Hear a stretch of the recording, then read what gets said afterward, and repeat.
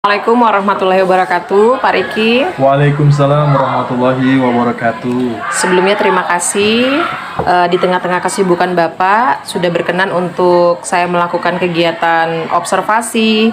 Jadi Bapak, sebelum saya melakukan observasi di dalam kelas Bapak melihat aktivitas kegiatan Bapak belajar, boleh tidak saya melakukan wawancara agar apa yang Bapak praktikkan di kelas itu dapat sesuai dengan apa yang Bapak rencanakan. Boleh, silahkan Bu Sundari.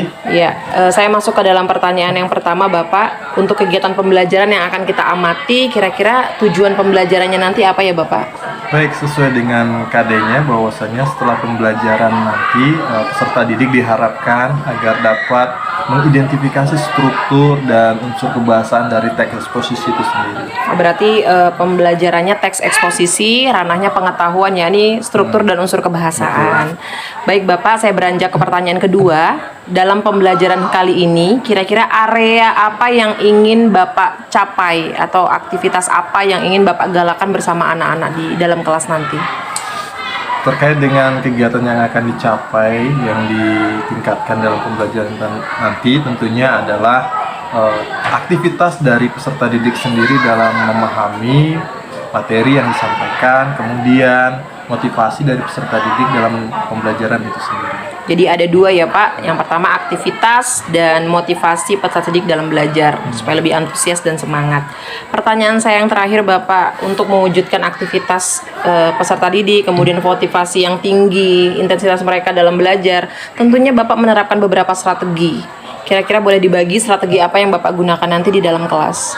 Baik, tentunya kita dalam melakukan pembelajaran di dalam kelas, kita sudah membuat skenario rancangan pembelajaran yang mana nanti akan saya paparkan dengan menggunakan kuisis untuk menggali potensi atau pengetahuan yang peserta didik miliki. Lalu mereka nanti saya akan memberikan simulasi berupa contoh-contoh teks eksposisi. Kemudian mereka dapat berdiskusi dengan temannya, bertukar pikiran, mengaitkan pengetahuan-pengetahuan serta informasi yang didapatkan, lalu mereka sampaikan kepada teman yang lain, baik itu kita berdiskusi bersama, lalu mereka juga di sini akan mempresentasikan hasil dari diskusinya tersebut. Oke, baik Bapak. Jadi tadi ada penerapan media teknologi ya Pak. Di sini dalam hal ini Bapak menerapkan kuisis, kemudian ada simulasi pemodelan contoh-contoh teks eksposisi, kemudian adalah penerapan model pembelajaran yang Bapak menekankan untuk kegiatan diskusi dan presentasi. Betul. Sudah tidak sabar sekali Bapak saya untuk ikut bergabung di kelas Bapak menyaksikan proses kegiatan pembelajaran. Berkenan ya Bapak? Baik, dipersilakan Ibu. Ya, terima kasih untuk wawancara sebelum saya melakukan observasi, saya cukupkan. Saya akhiri, wabillahi taufiq wal hidayah. Wassalamualaikum warahmatullahi wabarakatuh. Waalaikumsalam.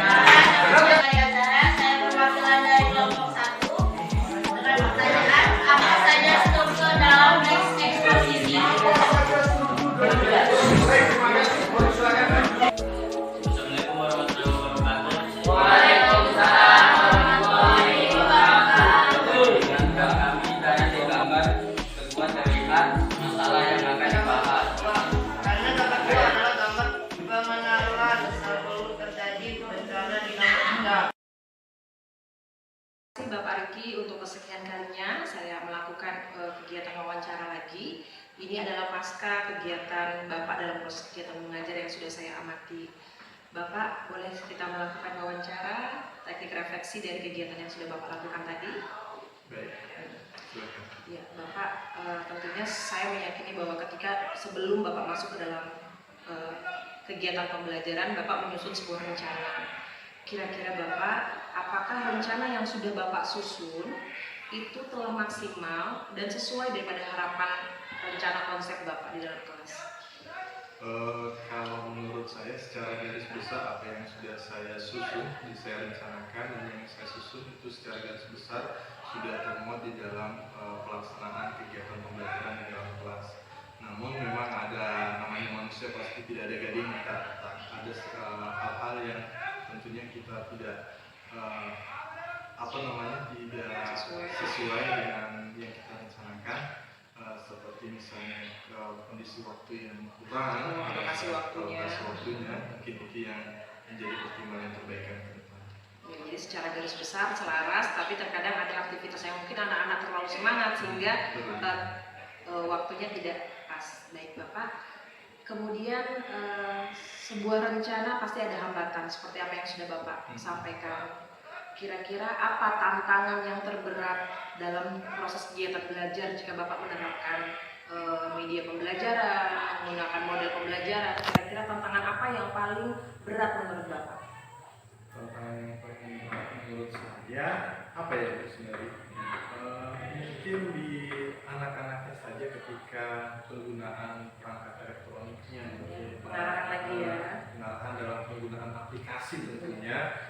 Belum lagi ketika anak-anak memiliki jaringan internet yang tidak bagus di dalam kelas, mungkin paketnya yang kurang, mereka harus meminta tethering dengan temannya, itu yang mungkin tantangan terberat. Jadi hambatan-hambatan eksternal misalnya seperti jaringan dan lain-lain ya Bapak ya. Kemudian pertanyaan yang saya terakhir, apa yang harus Bapak lakukan